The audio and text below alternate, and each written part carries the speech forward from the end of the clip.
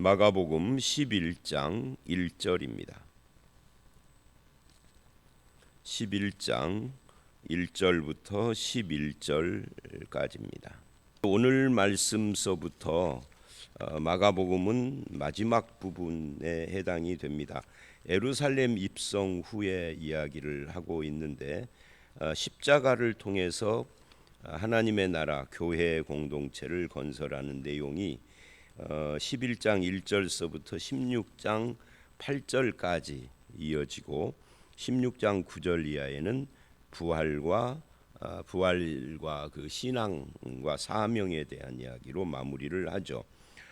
그 중에서 오늘 본문이 속한 이 11장 1절서부터 13장 37절, 13장 마지막 절까지, 그러니까 11, 12, 13장이죠.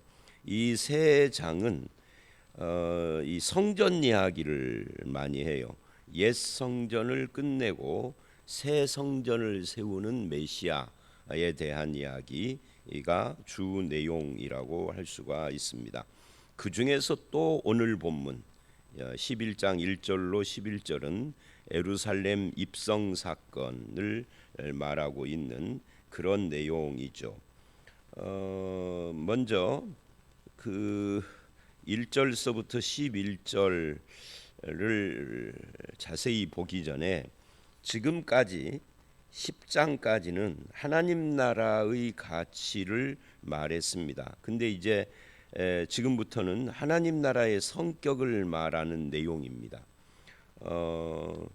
세상 나라는 그 특징이 그 나라에 속한 사람을 어떻게 하면 효과적으로 잘 지배하고 다스릴 것이냐 하는 것에 초점을 맞추고 있는 나라죠. 그래서 카리스마적인 그런 지도자가 필요하고 그것을 시행하는 조직과 시스템과 이런 것들이 필요한 것이 세상 나라입니다. 그러나 예수님이 가져오는 하나님 나라, 그 하나님 나라의 표현인 교회, 여기는 전혀 세상과는 다르죠. 겸손해야 하고 섬김으로 이루어지는 나라고, 또 효과적인 지배가 목적이 아니고 그 국민 즉 사람을 하나님 나라 백성으로 세워가는 것이 목적이죠. 그런 의미에서 우리는 하나님 나라 백성으로서 신앙의 태도와 목표 방향이 어떤 것인가 하는 것을 한 번쯤 생각해 보게 하는 그런 말씀이 오늘 본문이에요. 그래서 1절을 보니까 그들이 예루살렘에 가까이 와서 그렇게 이야기를 합니다. 이 1절은 때하고 장소가 나와요. 감람산 벳바게와 베다니에 이르렀을 때 예루살렘에 가까이 왔다. 그리고 감람산과 베다니에 이르렀을 때, 이 베다니가 유명하죠. 베다니에는 그 누굽니까? 나사로와 그 두 자매가 살고 있고요. 근데 예수께서 그때에 제자 중 둘을 보내셨다. 둘을 보내시면서 이렇게 말을 했어요. 그게 2절 3절입니다. 너희는 맞은편 마을로 가라. 그리로 들어가면 아무도 타보지 않은 나귀 새끼가 매여 있는 것을 보리니 풀어 끌고 오라. 이 말씀은 지금 예수님이 그 마을을 직접 눈으로 보고 있는 것처럼 말을 하죠. 근데 눈으로 보고 있을 수가 없어요. 왜냐하면 지금 예수님이 계신 베다니에서 나귀를 끌고 오라는 것이 아니라 맞은편 마을인데, 한번 생각을 해보세요. 맞은편 마을이 육안으로 잘 보일까요? 그냥 저기에 동네가 있구나 정도지, 거기에 뭐 나귀가 매여 있는지, 그 나귀가 아무도 타보지 않은 나귀 새끼인지 그거를 어떻게 알아요? 그거를 알 수 있으려면 뭐 망원경 같은 것이 필요하겠지만, 망원경으로 본다 해도 그 나귀가 아무도 타보지 않은 나귀 새끼라는 것까지는 알기도 어렵겠죠. 그러니까 지금 예수님은 눈으로 본 것이 아닌데 마치 눈으로 본 것처럼 이야기를 하는 거예요. 이게 이제 예수 그리스도의 신성이, 하나님으로서 신성이 발휘되고 있다라고 할 수가 있겠죠. 그리고 3절 만일 누가 너희가 왜 이렇게 하느냐라고 묻거든 주가 쓰시겠다 하라. 그러면 즉시 이리로 보내리라. 이것도 참 신비한 거죠. 내 것도 아닌데 주가 쓰시겠다라고 말하면은 아무 말 않고 그냥 보내주는 나귀 주인이 있을 수 있을까? 이것도 참 이상한 현상인데 그렇게 하라 하는 거예요. 그리고 실제로 그런 일이 일어나죠. 자, 그런데 여기서는 그런 것들이 중요한 것은 아니에요. 지금 제가 말한 건 본문이 그런 내용이다 하는 거고, 여기서 중요한 것은 뭐냐면 왜 갑자기 예수님은 나귀 새끼를 데리고 오라고 하느냐, 이 나귀 새끼가 등장하는 거, 이것이 이제 본문에서는 가장 중요한 문제입니다. 이 나귀 새끼의 등장은 구약의 배경이 있어요. 그게 바로 스가랴 9장 9절입니다. 스가랴 9장 9절을 보면 거기에 예언된 메시아의 모습이 나와요. 메시아는 누구냐 할 때 이 메시아가 바로 이 나귀 새끼를 타고 오는 분인 거죠. 그러니까 정치적인 메시아나 군사적인 메시아는 장군처럼 말을 타되 비실비실한 말, 우리나라의 조랑말, 제주도 조랑말 같은 거는 장군들은 안 타요. 위험이 있어야 되니까 이 말의 등치도 커야 되고 높이도 커야 되고 그런 말 위에 왕이나 장군이 딱 타야 모든 사람들을 내려보면서 경배를 받을 거 아니에요. 그런데 예수님은 조랑말 수준도 아닌 그냥 나귀 새끼입니다. 나귀도 아니고요. 나귀를 타는 것은 흔했어요. 그 당시에 말하자면 교통수단으로서. 그런데 나귀 새끼를 끌고 오라는 거예요. 그러니까 아주 조그마한 거죠. 한번 생각을 해보세요. 예수님은 어른입니다. 어른이 나귀도 아닌 새끼를 타는 굉장히 우스운 모습이에요. 근데 이게 스가랴서에 예언된 모습이란 말이죠. 이것을 통해서 자신이 그리스도 메시아라는 것을 드러내고 계시는 거죠. 근데 메시아가 왜 나귀 새끼를 타고 오느냐라고 할 때 그거는 바로 이 메시아는 겸손한 왕이다, 평화의 왕이다 하는 것을 보여주는 거예요. 그러니까 위험 있는 말을 타고 오지 않음으로써 백성들이 예수님을 정치적인 군사적인 메시아로 그렇게 생각할 수 없도록 만드신 거죠. 또 이것은 10장 42절로 45절에서 우리가 봤던 것처럼 예수님이 나는 섬기러 왔다, 내 목숨을 대속물로 주려고 왔다 라고 하신 말씀의 실천이기도 합니다. 그러니까 이런 것을 통해서 메시아가 오셔서 이루게 될 또는 메시아가 가져오는 하나님 나라는 권세를 부리는 나라, 권세를 부리는 왕이 있는 그런 나라가 아니다. 겸손히 섬기는 왕이 다스리는 나라가 바로 하나님 나라다 하는 것을 보여주는 겁니다. 그래서 제자들은 이 모습을 보고 스스로 높아지려고 싸우고 다퉜던 것이 부끄러워져야 하는 겁니다. 우리도 하나님 나라 백성입니다. 예수를 믿으면 다 하나님 나라 백성이 된 거예요. 이걸 천국 백성이라고 하는데, 그렇다면 왕이신 예수를 닮아야 합니다. 그게 뭐예요? 겸손과 섬김인 거죠. 자, 그런 이야기를 하면서 이제 3절로 6절은 예수님은 어디에 무엇이 있고 어떤 상황이 벌어지는지를 다 아시는 만물의 주인이시고 만왕의 왕이심을 보여주는데, 문제는 제자들이 가서 보니까 정말로 나귀 새끼가 문 앞거리에 매여 있는 것을 봤어요. 예수님이 눈으로 보지도 않고 말씀한 그대로인 거죠. 그래서 그것을 풀었더니 거기 있는 사람 중에 어떤 이들이 나귀 새끼를 풀어 뭐 하려고 그러느냐, 이 말이 이제 쉽게 말하면 너희가 왜 남의 거 가져가려고 하느냐 하고 묻는 거죠. 당연한 이야기이지 않겠습니까? 그랬더니 이렇게 이야기를 해요. 나귀 새끼를 제자들이 6절 예수께서 이르신 대로 말을 하니까 이에 허락한지라. 나귀 새끼의 주인이 예수님의 말씀처럼 허락을 했다. 즉 순종을 했다. 주가 쓰시겠다고 하자 기꺼이 내드렸다라고 지금 말을 하고 있는 겁니다. 이것도 참 신기한 거죠. 예수님하고 사전에 연락이 있었는지 그건 성경이 말하지 않아요. 예수님을 아는 사람인지 그것도 알 수가 없어요.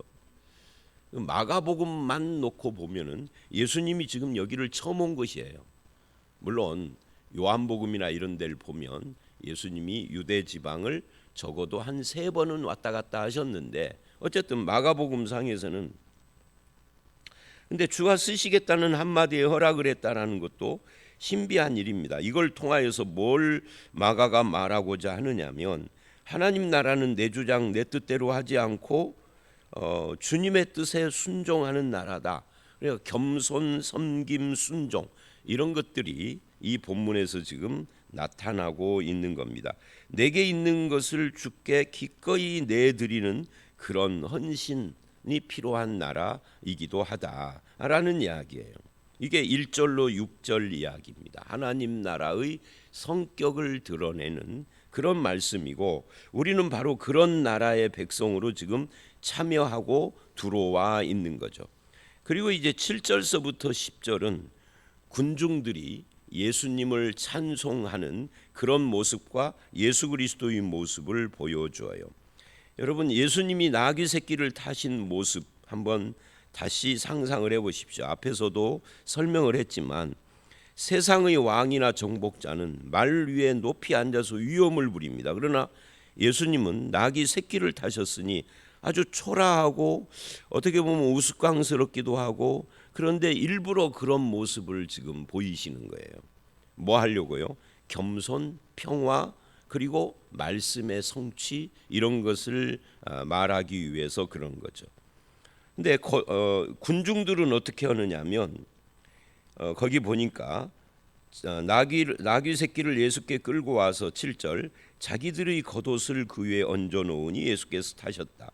겉옷을 얹어 놓았다는 것은 이게 제자들이 한 것이겠죠. 원래는 말이나 이런 동물을 탈 때는 겉옷이 아니라 뭐를 해야 되죠? 안장을 올려놔야 되죠. 왜?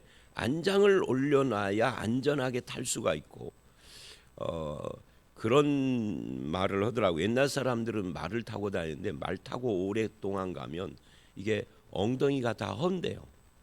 말이 뛸 때 그냥 내 몸이 우리 자가용 차듯이 스무스하게 가는 게 아니니까 막 말이 뛸 때 내 몸이 그 위에서 들썩들썩 하는데 이거를 생각을 해보세요. 1시간이나 2시간을 계속 이런다면 엉덩이가 다 헐어버린대요.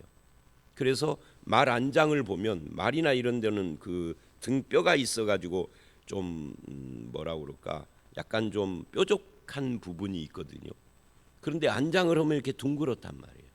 그리고 평평하고 그러니까 안장을 해도 뭐 요즘 승용차하고는 다르지만 그래야 이걸 타고 다닐 수가 있는 거죠. 자, 뭐 그 대신에 이제 지금은 안장이 없으니까 겉옷을 폈다 그런 말인데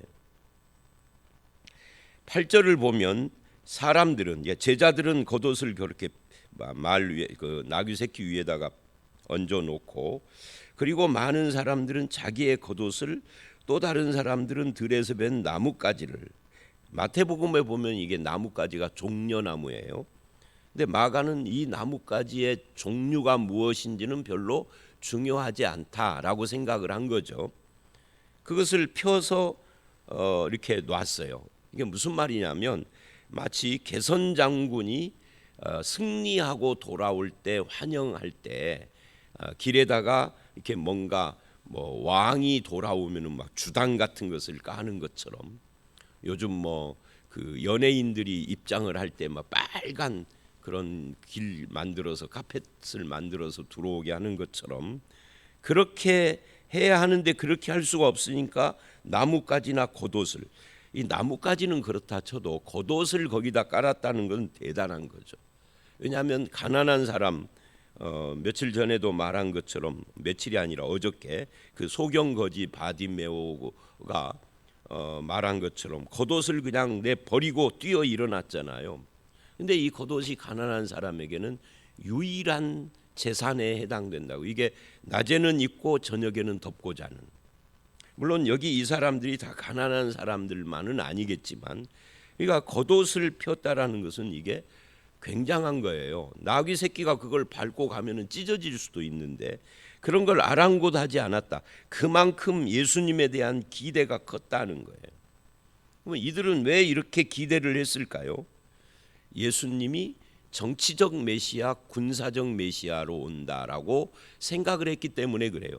정치적 메시아는 왕이 되는 것이고 그래서 다스리는 거죠. 군사적 메시아는 정복을 하는 거니까 로마를 무찌르고 유대인들이 세상을 지배하는 나라가 온다, 이렇게 생각을 한 거니까, 그러니까 겉옷 정도는 아무렇지도 않은 거예요. 가끔 우리들도 이해가 안 되는 경우가 있어요. 제가 볼 때 저는 뭐가 이해가 안 되느냐면, 선거철만 되면 그렇게 사람들이 난리를 치는 것이 잘 이해가 안 돼요. 아니, A라는 사람이 국회의원이 되거나 B라는 사람이 대통령이 되는 것이 나하고 직접적으로 무슨 어떤 관계가 있죠? 대통령이야 그렇다 쳐요. 대통령은 나라 전체를 움직이니까. 아니, 우리 지역에 A가 국회의원 되는 것이 여러분하고 무슨 관계가 얼마나 있나요? 어떻게 보면 전라도는 어차피 민주당 사람이 되는 것이 거의 99.9%인데 무슨 까닭이 있게 그렇게, 죄송합니다, 새벽에 용서해 주고 들으십시오. 앞에 자 빼고 하겠습니다. 그렇게 발광들을 하시는지 몰라. 왜 그러죠? 이 사람들도 그런 거예요 지금. 아니, 예수님이 군사적 정치적 메시아로 와서 왕이 된다고 하면 나에게 무슨 유익이 있고 뭐가 좋은 거죠? 그러면 반란이 일어나야 되고 전쟁에 싸워야 되고, 전쟁이 일어나면은 나나 내 자식들이나 내 남편이 거기 군사로 들어가서 목숨을 잃어야 되는데 뭐가 좋아서 이렇게 난리를 칠까요? A가 우리 지역 국회의원 되는 것이 여러분에게 뭐가 그렇게 좋아서 이렇게 난리방구를 치시나요? 나는 지금도 아직도 이해가 안 돼요. 저는 그래 본 적이 없어가지고. 제가 그 이야기도 오래전에 한번 한 적이 있는데, 지난해에서 목회를 할 때 유치원을 운영을, 교회 유치원을 운영을 했었는데, 유치원 선생 하나가 어디로 없어졌어. 지금 애들이 있는데 안 보여. 아무리 찾아도 안 보여. 몇 시간 있다가 왔는데 어디 갔었냐고 그러니까, 김대중 씨가 그때 지난해 와서 연설을 하는데 그게 구름 인파가 모였겠죠. 거기 갔었대. 아니, 넌 유치원 선생, 애들이 지금 있는데 왜 거기를? 내가 마음속으로만 그랬죠. 이거 미친 거 아니야? 유치원 선생이 애들을 버려놓고 김대중이를 왜 만나러 가? 김대중이가 대통령 돼서 그래서 지가 떼부자 돼? 아니, 이해가 지금도 이해가 안 돼요 사실은. 이 말을 하면서도 여러분은 왜 그러죠? 왜 그렇게 발을 하죠? 새벽에 안 좋은 말을 너무 많이 해서. 이 사람들은 왜 그럴까요 도대체? 이게 정치라는 것이요, 사람을 그렇게 홀랑 뒤집어 놔요. 옛날 2000년 전이나 지금이나 자기한테는 뭐 먹잘 것 하나도 없으면서 누가 국회의원이 되든 나는 오늘 또 출근을 해야 되고 아침밥을 지어야 되고 그런 거지 뭐. 자, 그러면서 거기에 보니까 9절, 앞에 가고 뒤에 가고 따르는 자들이 소리를 지르되 호산나, 찬송하리로다 주의 이름으로 오시는 이여. 호산나, 이 호산나라는 말은 할렐루야가 하나님께 영광 돌립니다라는 뜻인 것처럼 이거는 우리를 구원하소서라는 그런 의미를 가진 표현입니다. 호산나, 우리를 구원하소서. 말하자면 이들의 기대가 무엇인지를 지금 보여주는 거예요. 이들은 구원을 위해서 이렇게 난리를 친 거죠. 근데 이들이 말하는 구원은 뭐예요? 우리가 말하는 것은 죄와 사망과 사탄과 세상으로부터 건짐받는 구원인데, 그런 구원이 아니라 이들은 정치적으로 로마로부터 우리를 구원하는 이걸 지금 이야기하는 거라고요. 그러니까 이렇게 대대적인 환영을 하는 겁니다. 그것이 주의 이름으로 오시는 이, 즉 메시아다라고 하는 거죠. 이 9절 말씀은 당시 유대인들의 메시아관과 오해를 그대로 드러내고 있는 거예요. 다윗의 나라라는 10절의 말씀, 찬송하리로다 오는 우리 조상 다윗의 나라요. 오는 이 말은 다윗의 나라, 우리 조상 다윗의 나라가 오고 있는데 그 나라여라고 하는 겁니다. 그게 예수님이 오신 것을 다윗의 나라가 왔다 이렇게 표현을 하는데, 다윗의 나라는 맞긴 맞는데 그것이 그들이 생각하는 그 옛날 지금 예수님 시대로부터 1000년 전 그 다윗처럼 정치 군사적 나라가 아니다는 것을 모르고 있는 거예요. 그러면서 호산나 그래요. 그런데 이들의 이런 그 대대적인 환영은 며칠 뒤에 예수님이 재판을 받을 때는 완전히 바뀌어 가지고 예수를 십자가에 못 박으라고 소리를 치는 자들로 완전히 변해버려요. 왜 그러죠?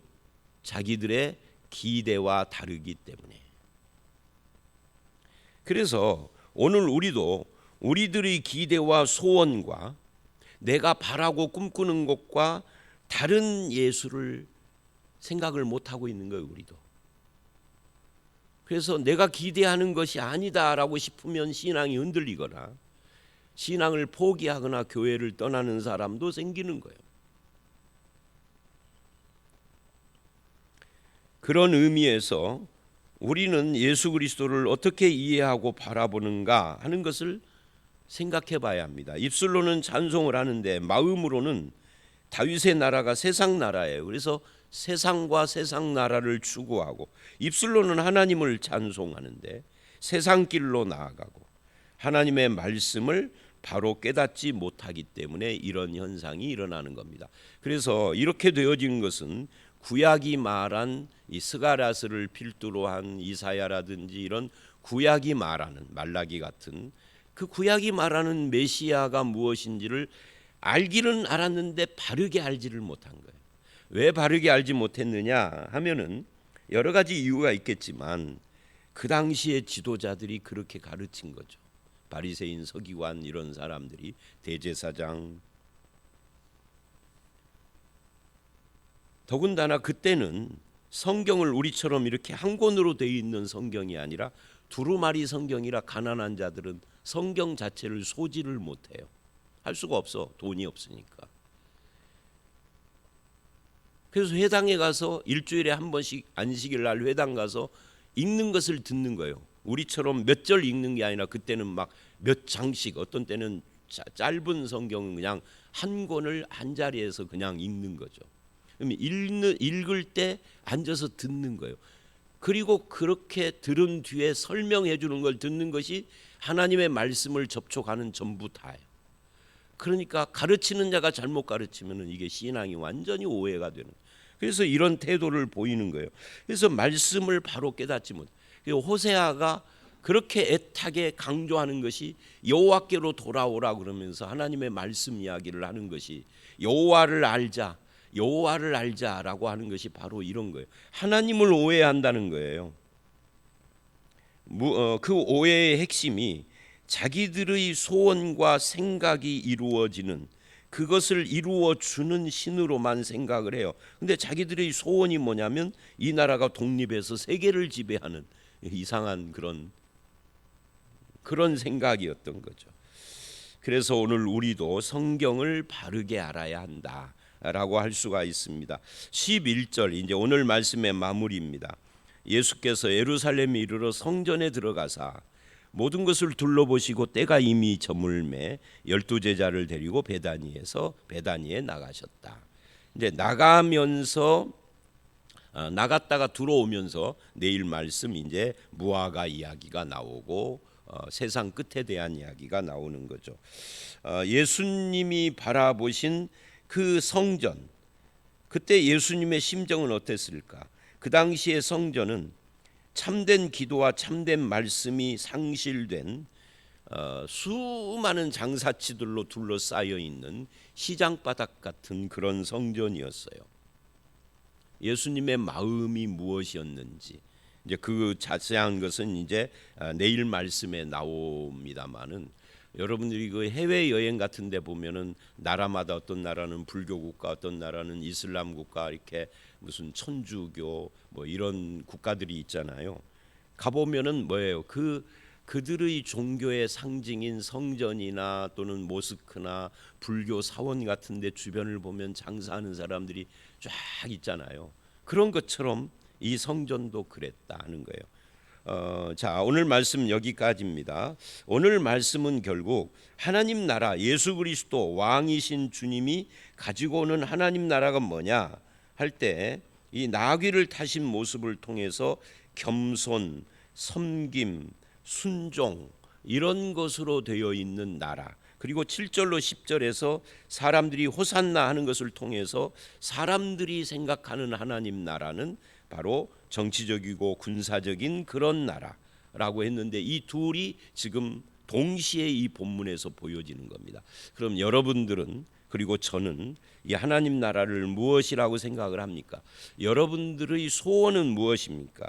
우리의 소원이 하나님의 뜻하고 일치할까요? 내가 원하고 바라고 하는 예수 그리스도인지, 아니면 성경이 우리에게 제시하는 예수 그리스도인지, 이런 것들에 대해서 우리도 명확하게 해서 겸손과 순종과 섬김으로 이루어지는 하나님 나라의 백성답게 살아가는 저와 여러분들이 되시기를 주의 이름으로 축원합니다. 함께 기도하겠습니다.